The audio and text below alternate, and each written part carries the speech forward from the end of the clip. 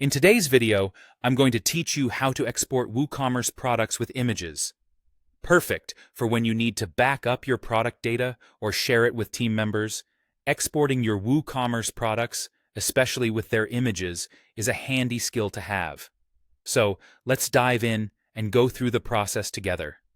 First, you'll want to navigate to the WooCommerce area of your WordPress dashboard. This is where you manage all your store's business operations and the starting point of our task today. Once you're in, look at the left-hand menu and click on Products.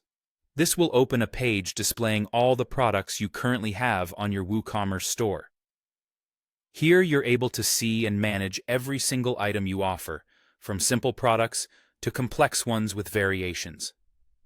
Once you have the All Products page open, the next thing you can do is look towards the top of the page. You should see a series of buttons. Among them is the Export button, which is exactly what we need for this task.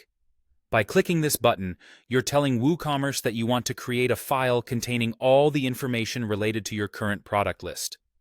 After you click the Export button, you're directed to a screen where you'll choose exactly what data you want to include in the export file. The key here is to make sure the Images field is selected. Why?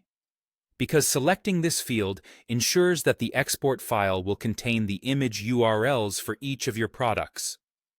This information is crucial for maintaining a complete inventory record, especially if you plan on importing the data back into WooCommerce or another platform at a later date. Be sure to double-check that the Images field is checked, as sometimes it's easy to overlook this detail in the excitement of the process.